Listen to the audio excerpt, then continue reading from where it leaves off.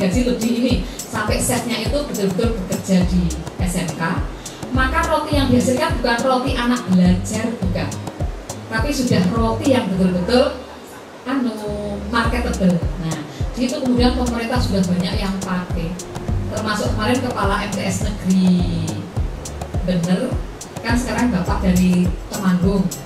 Nah, suatu saat syukuran adik saya pulang cerita, Mbak kata ini roti sih cerita deh Mbak, roti swadaya. Oh iya gitu, enak tenan. Nah, suatu saat pas rapat tak sampaikan sama kepala sekolahnya, Pak rotinya keren, kemarin adik saya dapat roti dari kepala sekolahnya dari Temanggung. Itu omsetnya, kepala sekolahnya bilang, Bu, aku nek golek duit 50 seminggu gampang. Tapi rotinya sudah dipakai di rumah sakit, di Pemda, di mana-mana karena mutunya. SMK 3 kemarin anak-anak sekolah itu dipiketi nggawe kafe nang jero sekolah Bapak Ibu. Dulunya kafenya itu dulunya disewakan. Bapak Ibu teng SMK wonten warung mboten teng jero. Nah, sing mengelola sinten? Ada sendiri ya. Nah, nek SMK 3 dulu ada sendiri seperti sekolah saya zaman biyen.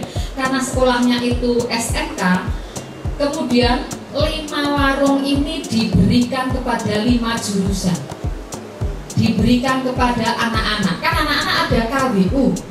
Terus warung itu dikelola oleh anak-anak bergantian sesuai jam atau sesuai piket.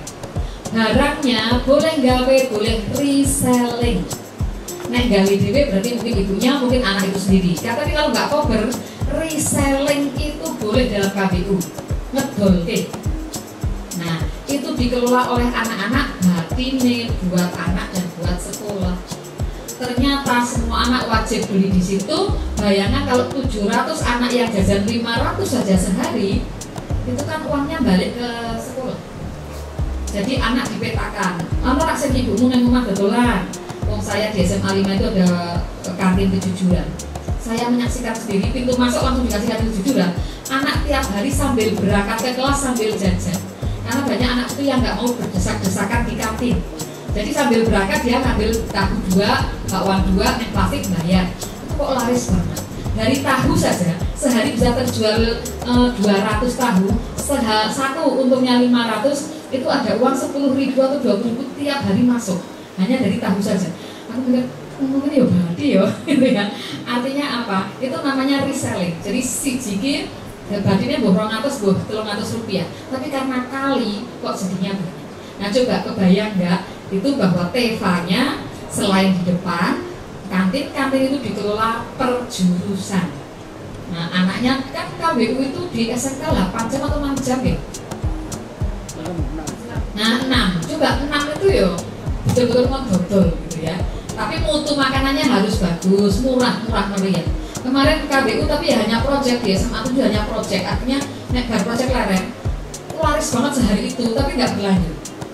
Sing ditol apa Bapak Ibu? Ditulis nganggo komputer api-api sego kepel. Aku ya guyu ya tuku gitu. Sego kepel lho zaman kata saya dan jenengan cilik dulu kan dibilang Bapak Ibu kayak sego kepel. Sego dikepeli terus dikasih lauk. Nah, itu nek sego kepel cara Jepang jenenge sushi. Kepelane cilik-cilik terus lawe kayak nang dhuwure itu jenenge sushi, ditoto 5 cilik-cilik gitu, terus ayamnya atau mungkin ikannya di kayak nang dhuwure dihias, larang banget. Yang Jogja itu sekali makan aja berapa. Nah itu anak itu di situ sego kepel. Saya tuku ya oke, cuma itu proyek. Kenapa tidak setelah itu juga berlanjut? Yuk sebelah itu cuma sego endok.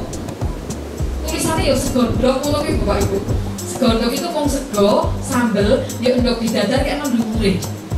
Pakai mangkok plastik. Itu anak-anak itu ya laris banget. Nah mungkin nggak anak-anak kan di sekolah bisa makan sehat kayak itu. Guru-guru KWU bisa nggak itu dimulai? Itu menyenangkan, dapat uang, bocah ya nanti inspirasi barang kok. Ah insya Allah bangun segondok wae ya. Wah meriah, endok siji piro, sego piro. Nah itu hal-hal semacam itu yang membuat anak-anak nanti TEVA selain yang betul-betul sesuai jurusan TEVA. Tapi kalau KWU boleh tidak sesuai jurusan. Bapak Ibu, passion tadi ya. Passion itu semangat anak-anak, gairah anak-anak. Pokoknya belajar ini seneng, intinya begitu. Terus IT jangan lupa, karena zaman 4.0 zaman IoT, anak-anak harus dikenalkan dengan IoT. Di SMK lain ada yang bapak ibunya itu jualan kayu furnitur, itu nggak laku. Anaknya dilatih digital marketing, kemudian dia promosikan, sekarang laris banget. Jadi anaknya yang ngejualkan online, ibunya di rumah yang membuat. Nah bapak ibu, di dalam bukunya Happiness and Education mengatakan bahwa pendidikan itu intinya adalah mengantarkan anak-anak bahagia. Mesake sekolah 12 tahun nih orang bahagia. Ada anak-anak saya tanya, apa rencanamu setelah tamat SMA? Berhenti sekolah. Oh, kok berhenti sekolah? Saya sudah lelah, Bu. Sekolah 12 tahun. Ekstrim banget namanya Osman, kali kan ya. Anak itu, Bu, saya ingin yang biasa pinter bocah. Saya suruh maju tentang kehidupan, telling about life. Kata-katanya udah 30 tahun yang lalu, sampai sekarang saya masih ingat. Life for me actually is only waiting for the death. Hidup bagi saya adalah hanya menunggu kematian. Udah kok filsuf banget kan tadi Fajar ya. Nah Bapak Ibu, intinya kalau tadi Ki Hajar mengatakan mendidik adalah meraih kebahagiaan setinggi-tingginya, kalau penulis dari luar negeri mengatakan mendidik adalah membuat orang-orang mencapai kebahagiaan. Hanya guru-guru yang bahagia yang bisa membahagiakan murid-murid. Kalau model pembelajarannya di GSF bebas, modelnya bebas. Mungkin suatu saat ada model pembelajaran sampai 70 model itu ada, kan juga itu nanti bisa diaplikasikan. Intinya adalah tadi saya kenalkan sekitar 5 atau 6 model untuk SMK. Nah model ini nanti yang dipelajari betul, tapi tetap harus menyenangkan di dalamnya, ada humornya, anak-anak lebih merdeka, tapi tetap aturan itu jelas, mana boleh mana tidak, tapi itu lebih fleksibel saja, tidak sekaku dulu. Dulu kalau muridnya nggak bisa, ngapain kamu nggak bisa? Nah, besok kalau muridnya nggak bisa, piye mas, dunia mah kurang jelas ya. Apa soalnya tadi saya terlalu sulit? Bukan, kenapa kamu nggak bisa? Jadi kita tidak ke sana tapi refleksi. Ini 5 model yang disarankan di GSF, tapi model yang lain tetap harus. Kalau di SMK ini yang agak pas. Model-model kooperatif kan boleh, bagus, tetap dilaksanakan seperti jigsaw, STAD, apalagi untuk guru-guru non produktif itu harus modelnya jauh lebih banyak. Ini untuk guru-guru produktif 5 model ini dengan tetap menyenangkan, saya yakin sangat bagus. Nah Bapak Ibu, saya kira itu ini beberapa ciri-ciri sekolah. Peserta didik gembira, ketagihan belajar, betah di sekolah, senang menolong dan empatinya tinggi, mandiri dan adaptif, ciri-ciri di GSM. Gurunya welas asih, teladan bagus, merdeka dalam mengajar. Kemudian kepala sekolahnya gerak cepat, inovasi, siap, antisipatif, adaptif, mengayomi guru-gurunya. Kemudian ciri-cirinya pembelajarannya seperti ini: saling menghargai, ramah, aman, nyaman, dan seterusnya. Fokus thinking and reasoning selalu itu dikuatkan. Project based learningnya.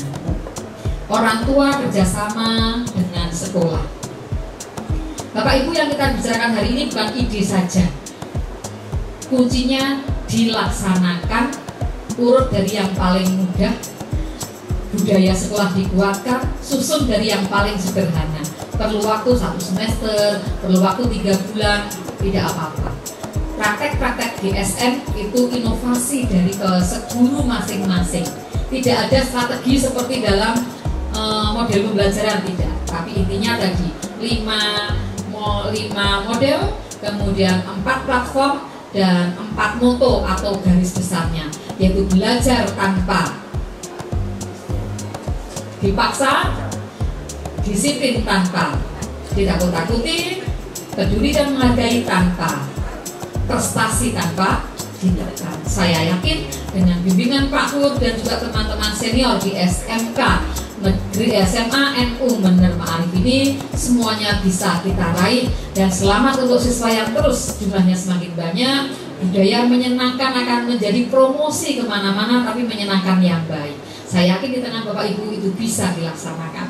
Selamat Bapak Ibu untuk SMK Ma'arif 1 Bener, sukses ke depannya. Assalamualaikum warahmatullahi wabarakatuh.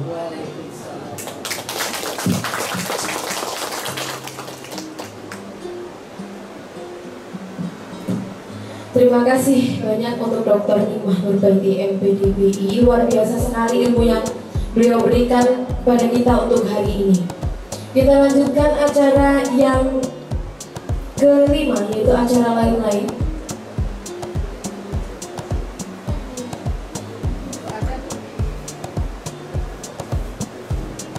Mohon maaf, untuk acara selanjutnya adalah tanya jawab.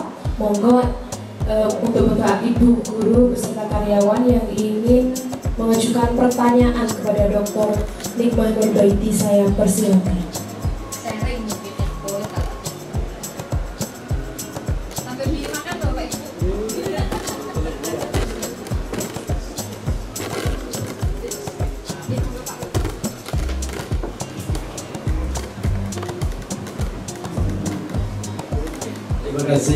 Terima kasih Ibu Dokter. Di non-saya kita cerita sedikit. Di SMK kita itu sudah mulai di semester genap kemarin, kita sudah mencoba merumuskan, kita namakan performa siswa, untuk membuat standar bagaimana siswa SMK Ma'arif itu minimalnya seperti ini. Hanya saja memang setelah tadi mendengarkan penjelasan ada beberapa kekurangan ya. Kita belum terlalu rigid, belum terlalu rigid. Hanya dikatakan misalnya di sana ada senyum sapa salam, hanya itu saja. Belum seperti sangat rigid misalnya kan dari kakak kelas ke adik kelas bagaimana dan seterusnya itu belum. Tapi memang kita sudah punya dan sudah kita terapkan mulai di bulan April kemarin. Itu sudah kita terapkan, dan hari ini sudah mulai berjalan satu semester ini yang katakanlah wajib. Misalnya standar anak untuk hari Senin itu wajib menggunakan standar seragam sekolah OSIS yang lengkap sesuai yang dipunyai di SMK Ma'arif. Tapi di hari Selasanya tidak wajib. Mungkin sepatunya berbeda dan lain sebagainya. Itu. Terus di hari Rabu juga iya, kita punya standar harus menggunakan seragam, memakai seragam identitas yang memang terstandar di SMK. Untuk hari yang lain agak longgar. Nah, kita buatkan seperti itu. Nah, mungkin nanti bisa kita aturi untuk bisa dibedah lagi oleh Ibu mana-mana yang kurang agar menjadi lebih lengkap lagi. Dan kita punya moto ada 9 budaya kerja, sebenarnya sudah merumuskan, hanya untuk implementasinya yang belum memuat, tapi sudah disosialisasikan mulai dari kemarin ya, mulai satu semester ini sudah sering disosialisasikan ke guru, ke siswa dan seterusnya. Itu gambaran di kita untuk bagaimana penguatan karakter di SMK Ma'arif NU 1 Bener. Sementara gambaran untuk yang penguatan karakter seperti itu di kita. Hanya kalau gerakan sekolah kita masih punya banyak lahan yang kosong yang sebenarnya sangat-sangat tertarik tadi bisa ditempatkan, bagaimana dibuat agar bisa menjadi banyak tempat selfie dan tempat nongkrong untuk anak-anak. Sementara ini belum. Dan kita itu sekolah yang sangat terbuka, Bu, nun sewu ya. Jadi kalau kita tidak bisa istilahnya terus membuat tembok khusus agar anak itu tidak boleh keluar, karena kita itu melekat dengan masyarakat. Masjid itu punya masyarakat yang 24 jam dipakai masyarakat, sedangkan kita itu berada di situ. Kita tidak bisa membangun tembok sehingga pada hari-hari tertentu, jam-jam tertentu itu anak tidak boleh keluar atau jaga keluar masuk ke kita, nggak bisa. Sementara ini nggak bisa. Hanya nun sewu mungkin ini yang kita minta masukan, karena memang kita tidak bisa membangun itu. Nah, bagaimana agar kita itu juga punya apa yang kita cita-citakan? Pertama, anak-anak kita menjadi lebih baik lagi, lebih produktif lagi, lebih sukses lagi. Namun kita tidak perlu mengubah apa yang saat ini yang sudah tidak bisa kita ubah seperti tadi tembok tadi. Nah, kita mohon masukannya yang itu. Berarti keren sekali, jadi namanya performa siswa. Tepuk tangan deh untuk SMK Ma'arif. Wah, keren-keren, sudah dibuat ya. Dan itu membuat budaya itu butuh waktu. Jadi Bapak sudah menyusun, sudah bagus. Kemudian nanti kalau pemerintah tuh ada permennya, kemudian ada peraturan pelaksanaannya. Nah, Bapak sudah membuat itu, nanti bisa penjelasan detailnya. Misalnya salam seperti apa, yang kan ada sekolah yang maaf bapak-bapak tidak bersalaman dengan anak perempuan, kan ada juga yang kita bebas saja gitu ya. Itu kan berarti perlu diatur, tidak harus sampai menjadi sebuah aturan hukum, kalau tidak kemudian dihukum, enggak, tapi sebagai rambu tadi bagus. Dan keren juga, hari Senin rapi tapi hari Selasa boleh sedikit longgar. Itu merdeka banget, karena banyak anak-anak yang kadang-kadang sampai punya sepatu putih aja nggak boleh pakai, nggak apa. Jadi anak-anak mungkin ada ruang itu boleh saja, sekolah swasta jauh lebih mudah. Artinya Bapak lebih punya kewenangan itu, boleh. Kemudian OSIS sudah dipakai, pramuka dipakai, yang tengah-tengah kan hak sekolah untuk itu ya. Bahkan sekolah yang agak khusus, tapi jangan beda dengan kita, di sekolah-sekolah tertentu kan anak boleh gondrong, boleh pakai jeans, itu alam mereka dan itu bagus, tapi kita tidak, karena budayanya memang berbeda. Kan ada sekolah apa yang cowoknya juga boleh gondrong semua, kalau kita nggak perlu. Artinya tadi Bapak sudah secara umum ya, khas sekolah ada, malah lebih banyak yang agamis, adab dan seterusnya itu kuat, bagus yang itu. Yang kedua tadi mungkin perlu didetailkan sedikit beberapa hal yang perlu didetailkan supaya anak tahu cara implementasinya. Guru-guru juga supaya seragam semua implementasinya. Masalah pelaksanaannya boleh bervariasi, tetapi paling tidak ada rambu. Terus yang kedua, tempat nongkrong yang sehat tadi ya, banyak lahan kosong. Yang paling murah bambu-bambu dari kayu. Nah, paling murah yaitu artistik. Saya ke beberapa sekolah betul-betul kayu itu loh, kayu digaji gitu. Terus mejanya juga dari kayu besar-besar potongan, malah untuk artistik itu, dan itu murah, bisa dipindah-pindah. Kalau di SMA 5 dulu saya talut karena kalau ben-boten longsor, itu tak talut di mana-mana, talut untuk pertandingan sepak bola, anak bisa nonton sepanjang 2 talut itu, atas bawah itu, seneng banget anak-anak. Nah, kalau banyak tempat kosong, kayu tuh, tuku kayu dikerjeni, nah itu malah artistik, kayak model-model kafe kayak gini ya, kayu, atau malah bambu-bambu kayak ini. Nah, presban bambu atau bambu dari bambu, 5 bambu kuning kan warna-warni banget, bambu gulung gitu. Nah, ditata, tapi artistik itu jadi tempat-tempat pojok-pojok anak biar begitu istirahat ki jajan tadi di kafe yang dikelola anak, lanjut nongkrongin yang gono karo maem. Itu anak seperempat jam. Di Jerman Bu, anak SD istirahatnya 4 kali. Ya, saya nggak bingung. 2 jam istirahat, 1 jam istirahat, 1 jam. Bu, kenapa istirahatnya berkali-kali? Anak SD itu nggak bisa konsentrasi lebih dari berapa puluh menit. Buat apa kami paksa? Jadi anak 2 jam sekolah, pertama 2 jam, masuk 15 menit, masuk. Kemudian istirahat juga hanya 10 menit. Sekedar melepas lelah, keluar, minum, nanti masuk lagi. Sehari istirahatnya 4 kali anak SD. Saya tanya kenapa? Bentak bosen gitu. Nah, anak SD kita suka begini, ya kan, anak kasihan juga. Nah, terus yang kedua tadi tempat kosong sudah, kemudian kebekerjaan sangat bagus, nanti mulai dikuatkan lagi. Tadi yang 9 budaya kerja, pelan tetapi pasti itu jauh lebih baik. Karena kalau mablek banyak, mungkin anak rodok stres juga. Gak apa-apa pelan. Kalau 9 nilai itu mungkin 1-2 minggu ini, 3-4 minggu depan, 5-6 minggu depannya. Gak usah tergesa, tetapi berproses itu lebih keren.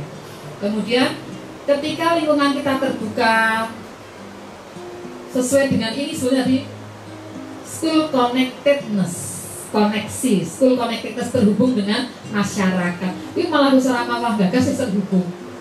Cuman ketika tidak ada tembok, yang dibangun adalah tembok kesadaran siswa. Saya sadar saya tidak ditembok, saya tapi tidak mau keluar karena saya memilih ini yang benar. Kalau saya keluar berarti saya bolos. Maka justru ini Pak yang keren, artinya kita tidak ditembok tapi bisa enggak sih kalian itu disiplin tanpa ditakut-takuti. Nah gitu ya. Kamu disiplin, nggak boleh keluar di jam-jam sekolah, ya sudah di dalam aja. Tempat nongkrong ada, wifi ada, tempat jajan ada. Pulangnya nanti sesuai jam. Nggak usah ditembok, nanti malah menjadi bumerang kok. Wah ini saya kira belum metu, orang itu metu gitu ya. Padahal orang ngaji, orang sholat kan malah contoh yang baik. Yang dibangun adalah tembok kesadaran para siswa. Nah anak ini pilihan ya, untuk jam istirahat kalian tetap di dalam, nggak boleh keluar. Nanti kalau pulang keluar, kalau pulang harus izin, itu nggak apa-apa, dikuatkan terus. Ini justru untuk mengetes kalian. Di Australia itu kalau anak-anak hari Senin itu nggak upacara, tapi pembinaan. Kalau pembinaan anak 1000 itu gurunya nggak pakai mic, sengaja ngetes. If everybody is listening, you will hear my voice. Nek kabeh meneng, mbok sewu, kata-kataku akan terdengar. Tapi saya pakai mic 10 orang bicara itu nggak terdengar katanya. Jadi nilai-nilai kayak gitu yang dibangun. Tapi nggak punya tembok nggak apa-apa, tapi yang dibangun sadar, disiplin yang tidak harus ditakut-takuti. Mulai metu di sini tambahin 5 per 10 kamu mau ya, gitu kan. Yang saya laksanakan kemarin atau satu dari kepala sekolah kan gitu.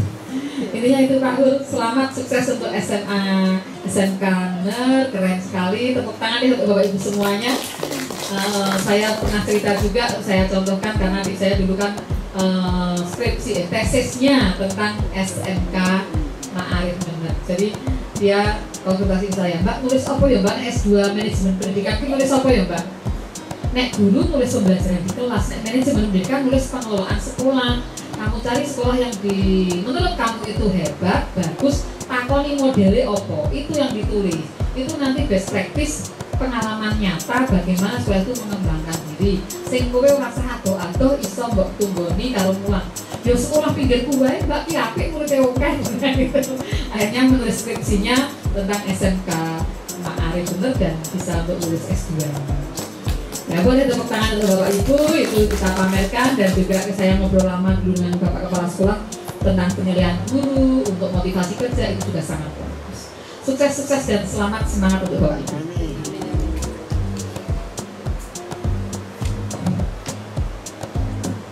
Terima kasih. Mungkin untuk Bapak Ibu yang lain, jika ada pertanyaan saya persilakan. Monggo Bapak Fuad Rafiq.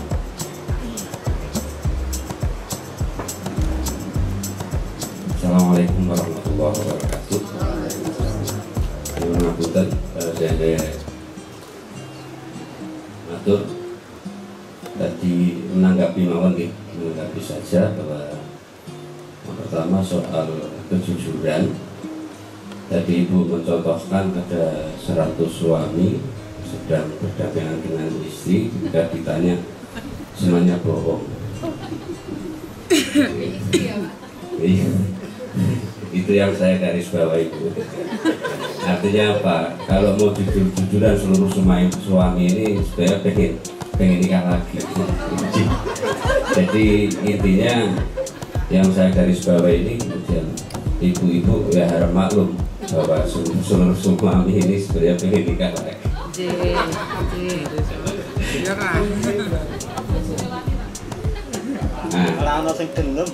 Yang kedua soal komunikasi yang baik. Tadi saya langsung mempraktekkan Bu. Jadi saya membuat status akidah hari ini, terus istri saya itu komentar, oh itu Bu Nikmah Nur itu tuh pinter banget. Kok ngerti Bu? Saya bilang gitu. Ya ngerti lah. Saya bilang jawab, enggak lah, pinter Ibu, saya bilang gitu. Jadi saya mohon maaf baru saja merendahkan Ibu ini. Ya saya mencoba komunikasi yang baik tapi tidak jujur.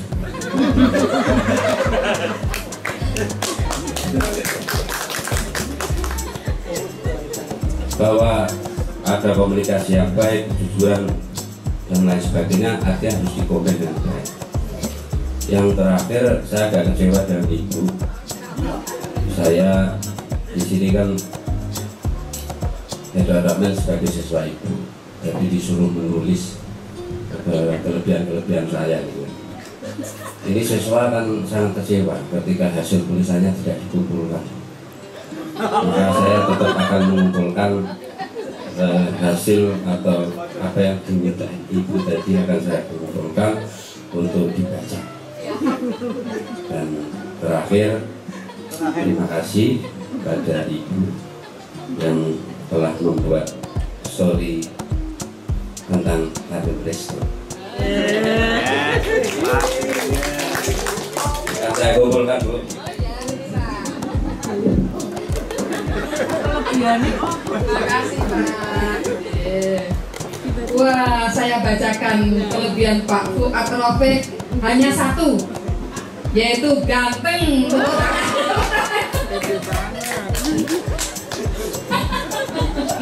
Akhirnya Pak Guru dan Pak Rafiq kelasnya menyenangkan.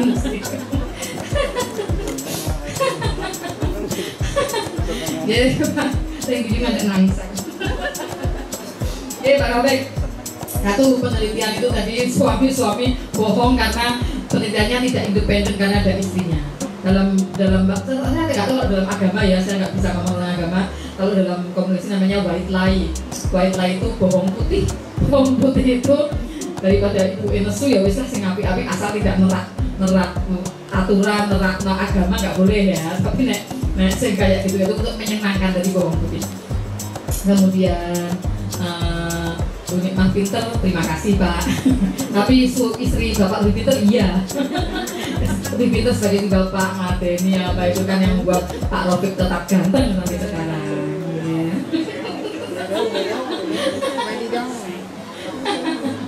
Tapi memang yang membuat seorang cantik atau ganteng itu cinta. Bukan ganteng yang membuat kita cinta, tapi cinta yang membuat seorang ganteng. Podong gantengnya di wira senengnya orang ganteng apa gitu ya. Nah, suami ibu-ibu itu yang ganteng dia kan bisa bang ya kuwi tok. Enggak, artinya ketika kita sayang, ketika kita itu yang membuat seorang itu ganteng. Istri juga pokoknya milih di limo sing luwih ayu ya ora gelem tok gitu ya. Itu yang membuat seseorang ganteng atau cantik itu perasaan. Terima kasih Pak Fuad pelajaran hari ini. Salam buat Ibu. Sukses dan selamat untuk memiliki suami yang ganteng dan baik dan tidak jujur. Gak apa-apa, namanya bohong putih. Bohong putih katanya boleh diperbolehkan. Saya nggak tahu tapi sebatas apa gitu. Kemudian hari ini saya buat story. Memang saya sering membuat story. Ini bagus banget untuk tanda. Recommended sekali, itu sudah takut ini kita beli mah. Terima kasih Pak Fuad, suatu saat ketemu lagi mungkin di sini, mungkin di SMK. Demikian Bapak Ibu, selamat siang.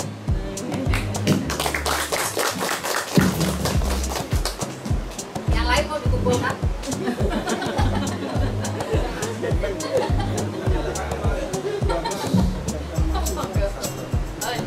Monggo untuk pertanyaan selanjutnya Bapak Nur Hidayah.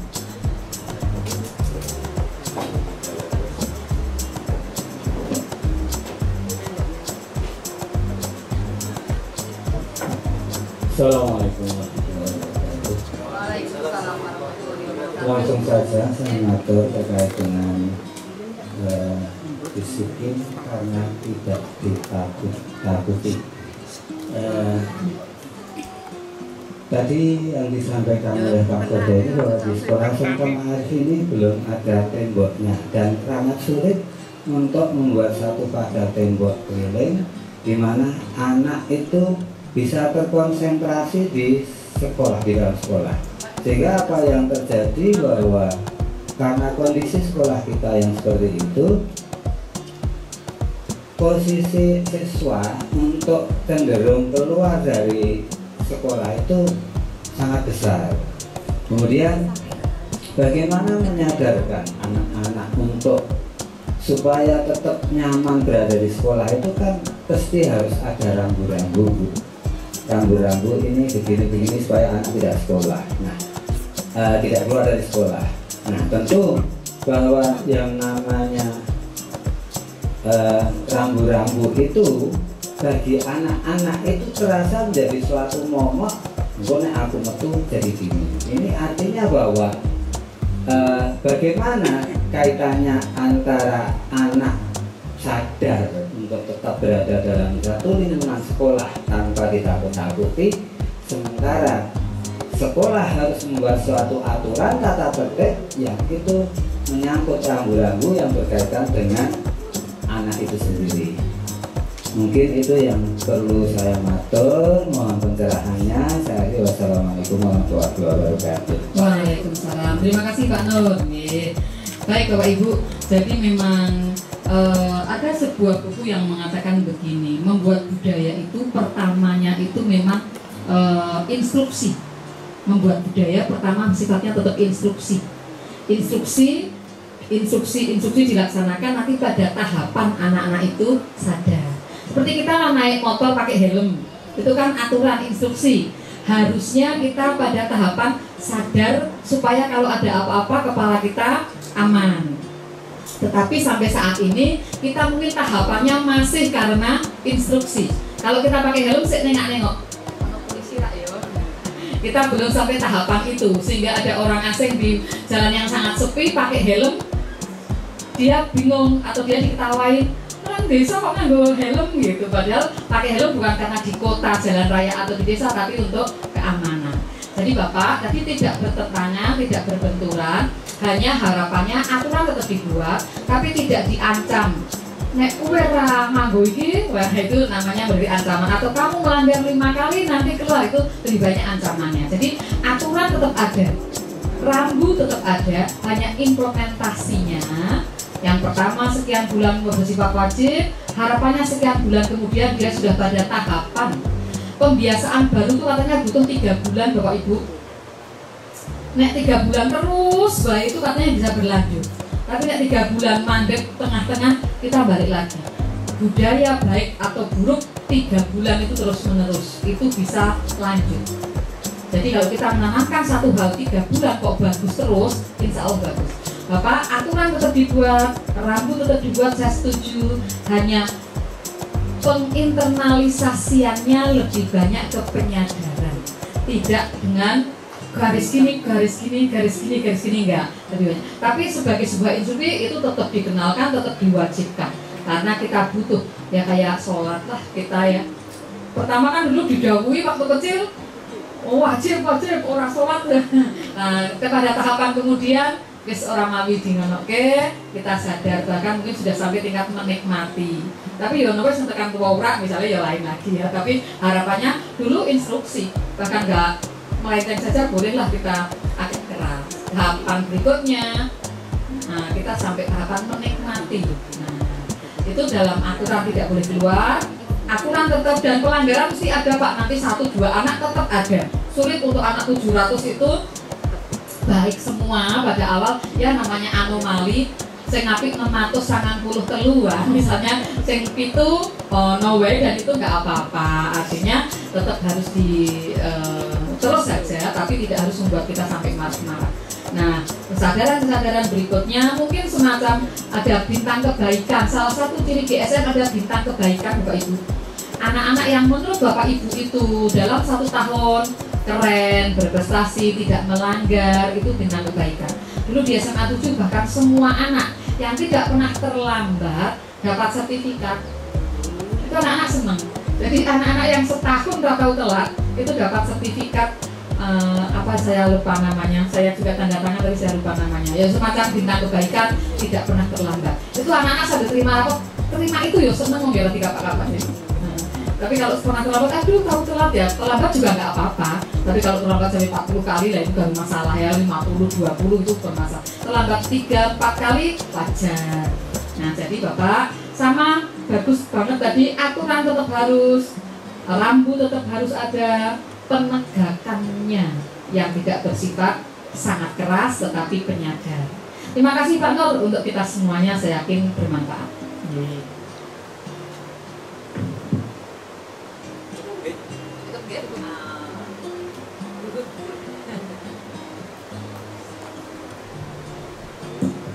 Baik, terima kasih banyak untuk Dr. Nikmah Nurbaiti MPD. Acara selanjutnya adalah lain-lain. Untuk Bu Nikmah Nurbaiti saya persilakan. Wah,